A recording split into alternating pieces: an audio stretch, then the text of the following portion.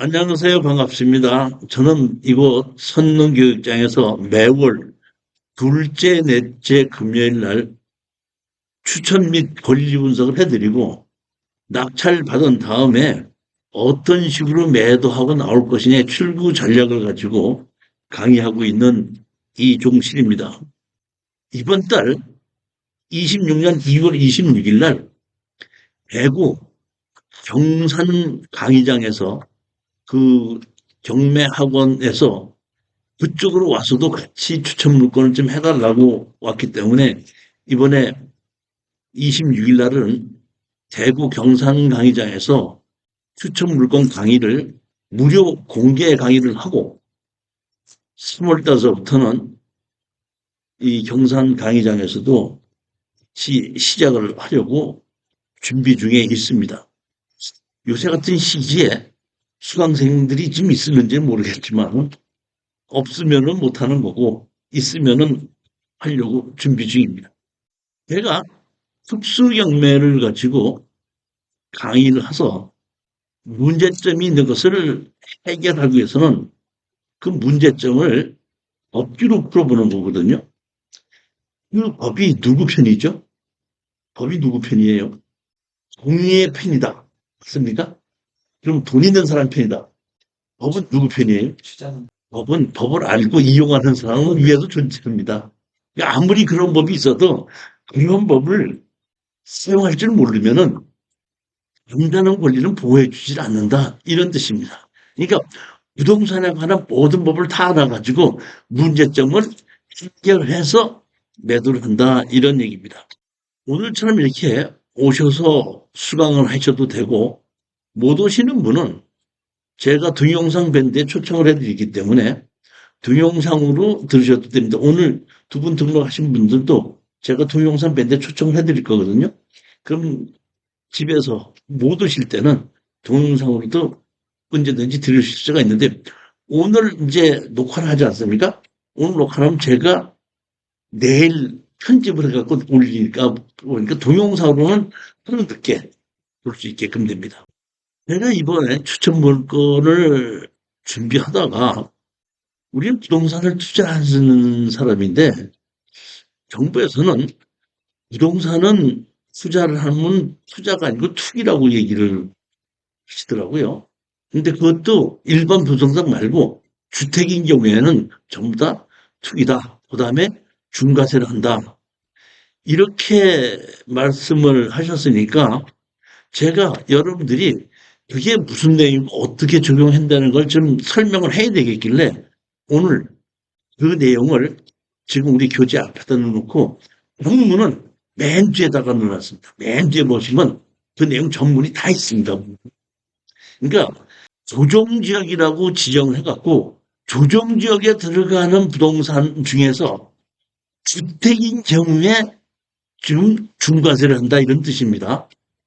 여기 내용을 보시면 여기 보면은 뭐냐면 서울 25개 자치구와 경기 12개 지역을 조정구역으로 지금 스스로 지정을 했고 조정구역으로 지정된 곳에는 이 주택자는 원래는 기본세율이 양도소득세가 6%에서 45%까지 내는 게 맞는데 조정구역에 지정되어 있는 부동산을 샀을 때는 이 주택자는 20%가 가중되고 3주택 이상 보유자는 30%를 가중한다 이런 뜻입니다. 즉 이 얘기는 뭐냐면 우리가 부동산을 투자할 때 주택이 아닌 경우에 여기에 들어가지 않는다는 걸 아시면 되고 조정구역이 아닌 경우에는 이 경우에 해당하지 않는다 이렇게 생각하시면 됩니다. 주택으로서 조정구역 안에 들어간 것만 지금 규제를 하는 겁니다. 여기 보시면 서울특별시에서 자치구에서 여기 보면은 그 25개 구에 있는 조정구역으로 진행된 거하고 경기도에 12개 지역이 조정구역으로 특가가 된 것입니다. 여기에 지도가 있는데 이 지도를 보면 부동산 규제 지역 해고 조정구역으로 지정된 것에 대한 지도입니다.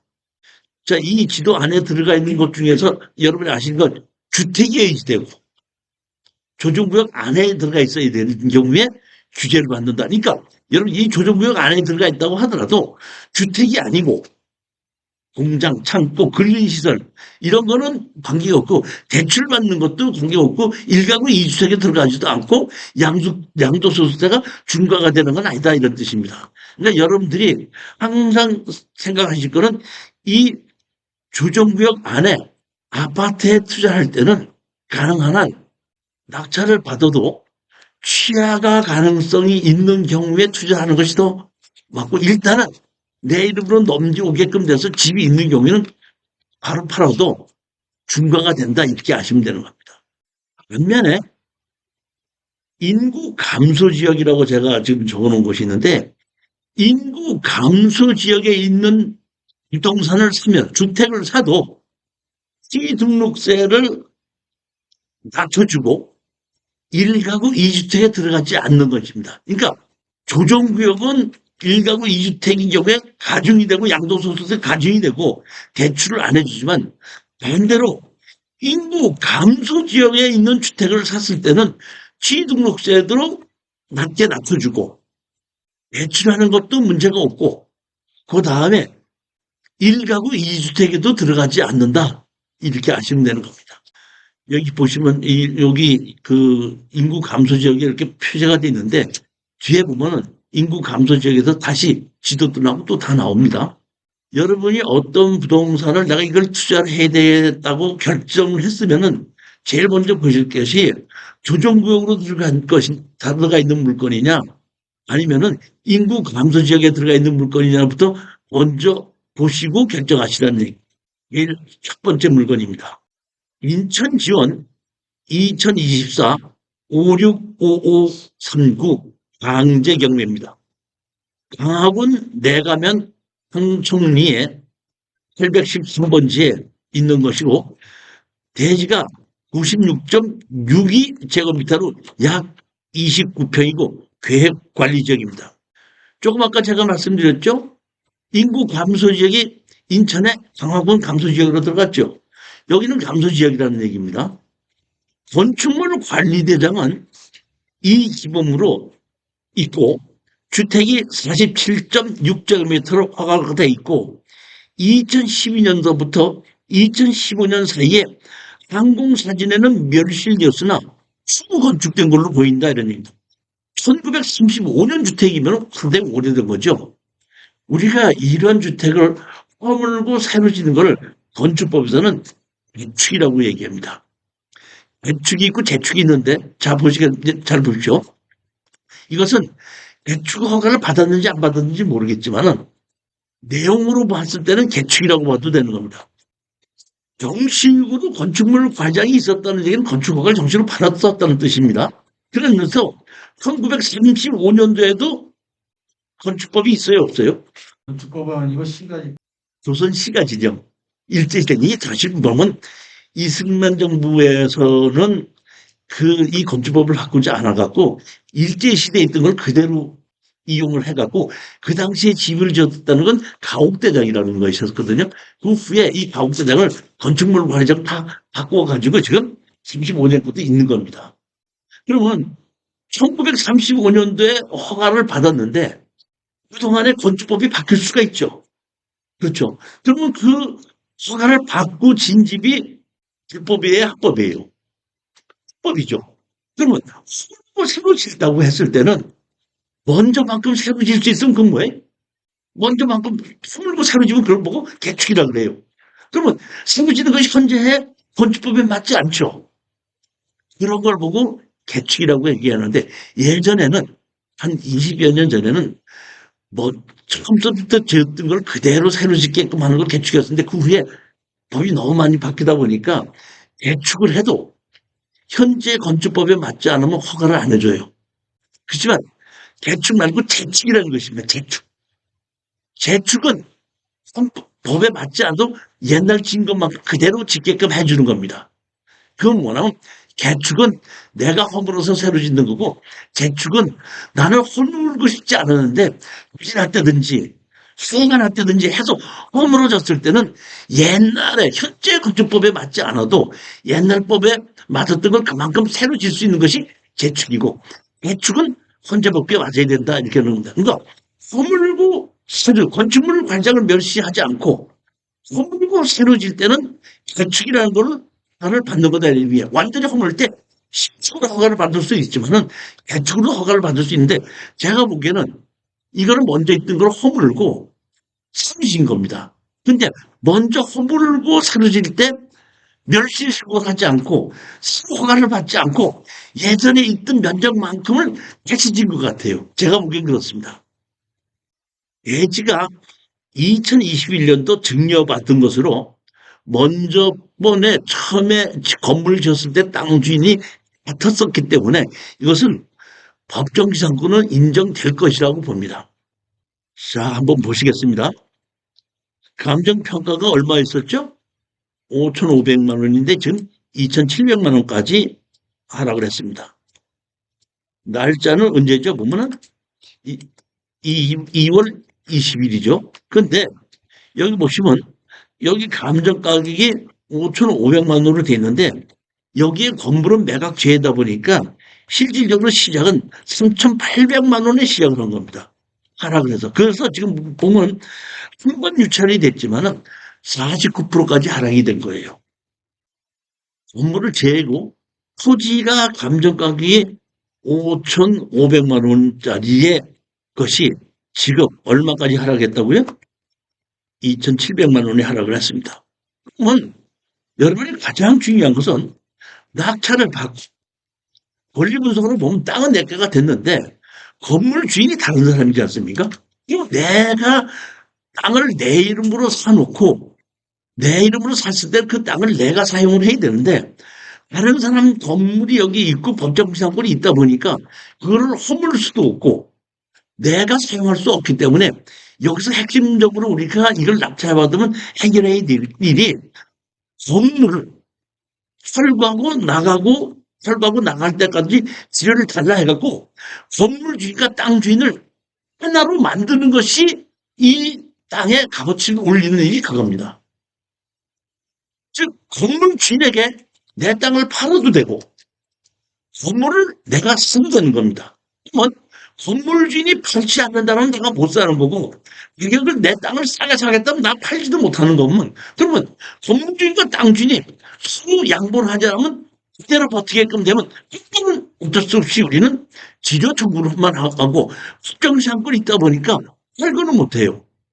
그러면 우리는 지료 청구를 하게끔 되면 지료는 지금 제가 요새 사회 보면 감정평가를 하게끔 되는데 감정평가를 하면 약 3%에서 3.4% 년 3%에서 4% 정도가 나와요. 그러면 감정이 지금 얼마가 돼 있죠? 여기요? 5,500만 원이 돼 있죠. 그럼 5,500만 원의 감정가를 우리가 낙찰을 얼마 받았는데 2억 7천을 우리가 예를 들어서 2,700만 원을 3천만 원 주고 낙찰 받았다 그러면은 만약에 협상이 안 된다고 했을 때는 5,500만 원어치의 지료를 우리가 받는 거죠. 그러면 한 3천만 원 정도를 가지고 투자했으면서 한 5천만 원의 지료를 받으면서 지낼 수가 있다 이런 뜻입니다.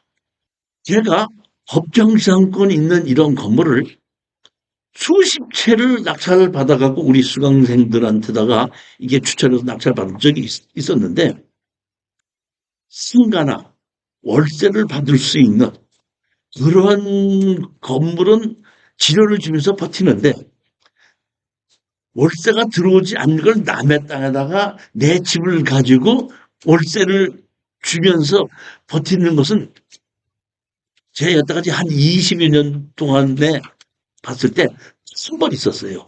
그 사람은 시골에서 누구를 보증을 서줬다가 이 시골 땅에 법정지상권이 있는 건데 거기를 가면 다른 데 가면 도저히 갈 데가 없다 보니까 그냥 땅이 워낙에 가격이 싸니까 한 달에 한 10몇만 원밖에 안 되니까 아 내가 차라리 그거 살고 내가 야 죽을 때까지 여기서 살겠습니다 하는 바람에 한 몇 년 동안 그것만 받고 된 적이 있어요. 외에는 없기 때문에 저는 이게 큰 문제가 아니라고 생각해요. 지금 매도 물건 안내 이렇게 보시면 본토지 소유자 미상의 제시의 건물이 미상의 제시의 건물이었는데 건축물 과장이 있다는 얘기거든요. 그러면 건축물 관리장이 있는데 여기서는 왜 미상의 건물이라고 그랬냐면은 원래 있던 건축물 관리장이 있던 허물을 챙겨줬으니까 미상이라고 표시하는 거예요. 그렇지만 우리로 봤을 때는 미상의 그러니까 중요하기 때문에 건축물 관리장에 있는 사람을 상대로 해서 소송을 할 수가 있다. 그렇게 아시면 됩니다. 여기 보면 공부와의 차이. 로드비에 의하면 2012년 9월부터 2015년 2월 사이에 건물이 소재하지 않는 나지 상태로 인한 그러니까 한 2년 동안은 집이 건물이 있었는데 없어졌었다 이런 뜻입니다. 그래서 여기 보면 조족조 아스팔트 싱글 그 판넬조 판넬 이렇게 돼 있는데 이게 보면 매각 제외로 돼 있습니다. 근데 제가 이거 봤을 때 위치가 상당히 좋더라고요. 자, 한번 보시겠습니다. 땅은 상당히 좀 작습니다. 126제곱미터밖에 안 된다는 얘기가 상당히 30평 정도밖에 30평이 채 안 되는 거니까 상당히 작은데 서울 도심 지역에서는 그렇게 작은 땅도 아니지만은 강화도에 있는 땅치고는 땅이 작죠. 용도 지역이 뭐죠? 여기 보면 계획관리 지역입니다. 여기 보면 강화도에 여기 어디죠? 바닷가하고 몇 미터 떨어져 있죠? 32미터죠, 직선거리. 그러니까 바다가 바로 앞이라는 뜻이에요. 그 위치는 여기 보면 말못해 송문도가 있고 여기 강화군청이 있지 않습니까? 강화군청에서 송문도 쪽에 바닷가에 붙어 있는 겁니다. 집은 이렇게 새로 진 집이에요. 이렇게 진 겁니다. 이게 한 11대여섯 평쯤 되는 요 집이 제가 보면 이건 지금 로드 위로 온 겁니다. 여기 앞에서 이렇게 봐서 바닷가가 직선거리 37m도 안 되기 때문에 이렇게 이 앞에서 바다가 바로 보이는 건데 얼마만 투자하면 된다고요? 3천만 원. 그리고 이거는 인구 소멸지역이야. 취등록세 1가구 2주택으로 들어가지 않는 겁니다. 이거는. 저는 여러분들에게 이거는 사서 돈 벌 생각하지 마시고 사가지고 건물을 어떻게든지 내 걸로 만들어 가지고 나한테 만들었다고 얘기해 주시면 우리 수강생들 돌아가면서 한 번씩 놀러 가자고요. 이런 징의로 써도 상관없고 매년 쓰다가 나중에 정 필요할 때 그때 팔아도 아무 문제가 없을 정도로 우리가 이게 한 3천여만 원 정도 투자하는 것도 가볍고 바닷가에 있는 것도 좋고 집이 너무 그렇게 크지도 않고 1가구 2주택에 들어가지도 않고 다만 우리가 낙찰을 받았을 때에 이 건축주를 상대로 해서 철거와 진료소송을 해야 됩니다. 건축물 관리장은 여기 이렇게 보시면 47.6하고 이 누구가 있고 이렇게 보면 여기 19년생이죠. 그럼 제가 보기에는 이분은 돌아가셨다고 봐요. 보면은. 그리고 여기 면적은 거의 비슷한 것 같고.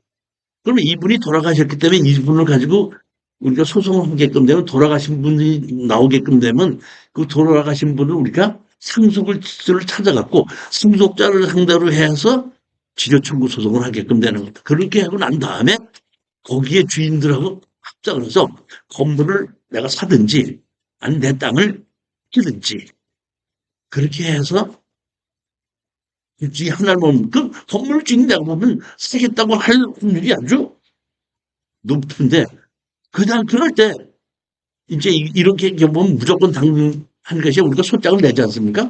그런 법원에서 조정을 해요. 그리고 건물 주인과 땅 주인이 달라서 생긴 거니까 조정하시는 분이 건물 주인이 땅을 사든지 땅 주인이 건물 주인이 사겠다 이렇게 하고 제일 먼저 땅 주인한테 물어봐요. 팔시겠습니까? 하고 물어봐요. 가격만 맞으면 팔겠습니다. 그럼 건물 주인한테 물어봅니다. 사시겠습니까? 가격만 맞으면 팔겠습니다. 이렇게 얘기를 하거든요. 그럼 얼마에 파시겠습니까? 그러면 저 같은 경우는 이렇게 얘기해요. 땅 주인이 많이 받으면 좋고 건물 주인은 싸게 사는 것이 좋지만은 가격은 공정해야 되니까 감정 가격을 기준으로 해서 주십시오 하고 얘기하면은 대부분 응해요. 그렇게 해서 조정했을 때 안 된 경우가 없습니다. 다만 이제 조정할 때 그 부인하고 같이 나오지 않습니까? 부부가 같이 나오면 남자는 좋다 이 얘기하는데 부인은 툭 치면서 그래. 그래도 조금 깎아주시면 안 돼. 이런 얘기하는 적은 조정서 있었지만은 감정값을 달라고 했을 때 그 비싸서 됩니다 안 됩니다 하는 적은 없다는 얘기입니다. 거기서 조금 깎아달라고 하면 뭐 100만 원, 200만 원 정도는 깎아줘서 매도를 하든지 이렇게 하고 반대로 건물 주인이 나는 살 마음이 없고 능력이 없으니까 건물을 나한테다가 건물을 팔겠습니다 했을 때 제가 여태까지 아무리 좋은 집도 500만 원 이상 준 적은 없습니다. 그러니까 억대가 들어갔어도 500만 원 이상 준 적은 없습니다. 근데 작은 건물인 경우에는 법정 자금이 없는 이런 건물인 경우에는 거의 100만 원 주겠다고 했을 때 좀 더 달라고 해서 200만 원 주고 산 적은 몇 번 있습니다. 그러니까 이런 정도로 생각을 하시고 이거는 입찰에 들어가시는 거라고 저는 적극적으로 추천하는 물건 중에 하나예요. 권리 분석을 보면 이게 이제 등기부등본 권리 분석 보면 고 누구가 있다가 여기 보면 고 누구한테 증여했죠? 증여했습니다. 보면 소유권 이전해갖고 여기 보면 그 KB 국민카드가 보면 채권자가 있고 그 OK 저축은행이 또 이 문제 경매를 신청했는데 제가 판단하기에는 취하가 안 되려고 생각하는 것은 KB 국민카드가 따로 신청했고 OK저축은행은 따로 신청하다 보니까 채무자가 제가 보기에는 금전적으로 상당히 모자란 거 없는 것 같아요 보면. 그래서 이 건물 주인이 땅을 살 수 있는 확률은 조금 적지 않는가 이렇게 낮게 봅니다. 다른 청구사항은 하나도 없고 여기 보면 770만 원에서 878만 원이다 보니까 얼핏 보면 취하가 될 수도 있지 않겠냐. 금액 자체가 작으니까 했는데 여기 보면 하나 더 있거든요. 두 개가 있기 때문에 안 될 수도 있고 또 취하될 수도 있고 그렇습니다. 만약에 우리가 낙찰을 받았는데 취하를 해달라고 그러면 취하 동의서를 해달라고 그러면 몇백만 원 받고 그냥 취하 동의서를 두 장 찍어주면 되는 겁니다. 점유자는 보게끔 되면은 볼게요. 대항력에 있는 임차인, 조사된 임차 내역 없음. 이 얘기는 관입자가 없다는 뜻입니다. 그러니까 서류상으로 등기부등본도 권리분석에 아무 문제도 없고 대항력 있는 임차인도 없기 때문에 우리는 권리분석에 의해서 건물 주인을 상대로 철거해서 건물 주인과 땅 주인을 같은 사람으로 만들어 놓는 것이 이걸 풀어나가는 핵심이라고 보면 되는 겁니다. 여기 보시면 그 세컨드 홈 지원 확대 예타 제도 개선 등으로 지방 건설 경기에 활력을 제고한다. 그 내용을 아까 제가 그 인구 감소 지역이라고 얘기했잖아요. 거기에 대한 힘 주는 것이 여기 있습니다.